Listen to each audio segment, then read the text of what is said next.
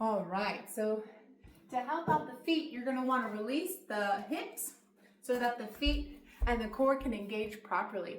So the two muscles we're going to release are the QL, quadratus lumborum, and the glute medius. All these muscles can hold you in this tilted position of the pelvis, putting the glute med at a not a good position to fire, and allowing increased forces into the arch of the foot, where the foot then has to absorb that extra pressure.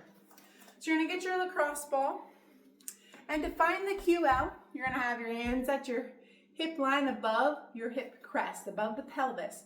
You're going to press your fingers in and walk your fingers back till you feel that muscle mass. That's your QL.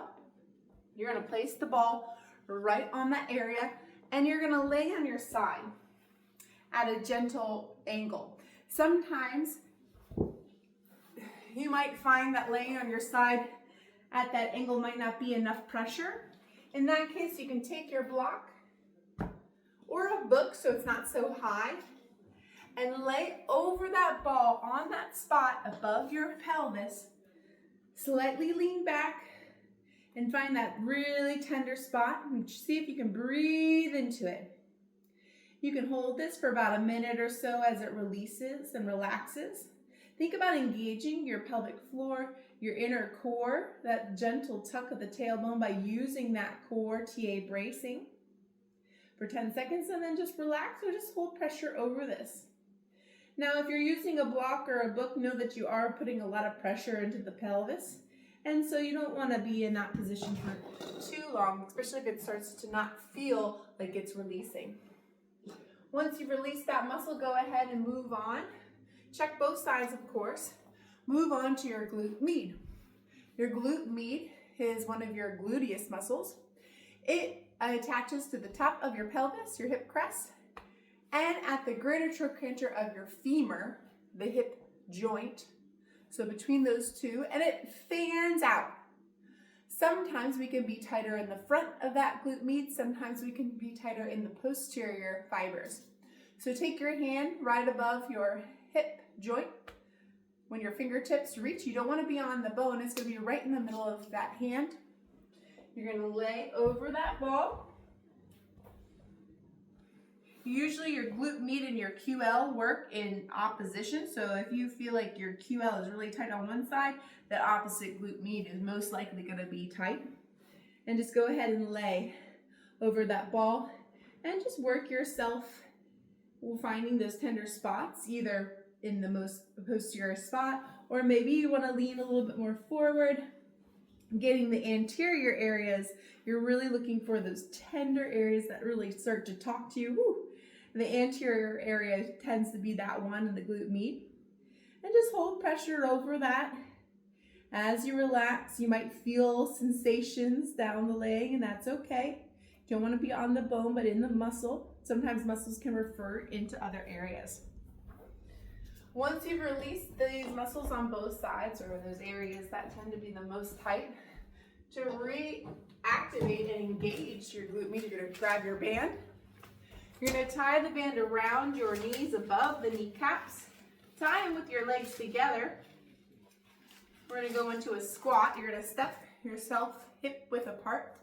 Now the key is that the kneecaps are shining forward. Often the kneecaps like to come in, especially as you move down and we start to wiggle. This could be a good exercise to do in front of a mirror so that you can really see how you might be shifting into one hip or away from an area, or the knee likes to quiver or come in.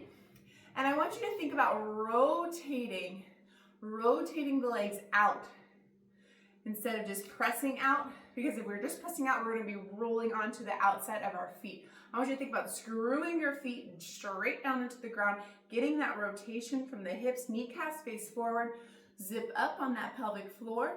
Think about a string at your pubic bone pulling up into your head, making yourself nice and long, and find that rotation, and then slowly go into your squat.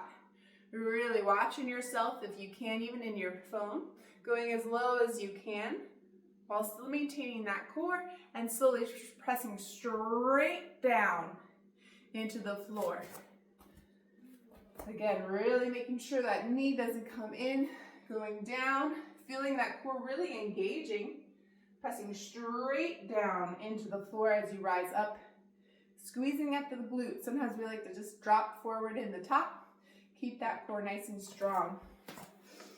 Do about 10 to 20 reps of those to your gentle fatigue point. You don't want to feel like your back is getting tight, so listen to your body. Now, to strengthen the feet, you really want to make sure that you're engaging those arches. So you're going to be on stairs, or you could always be on a block. I want you to think about rooting through the ball of your big toe, the ball of your pinky toe on both sides, and going straight up to the sky. All right, so oftentimes when we do this, we'll go forward. Okay, I want you to think about going straight up. To go straight up, you're really gonna feel your inner thighs turning on, and you're gonna feel, because otherwise your ankles will roll out, and you're gonna feel that core turn on.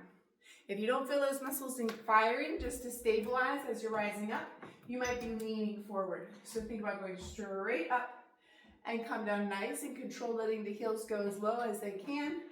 Straight up, going to gentle fatigue. Doing 2 sets of that and doing this every other day. Happy strengthening.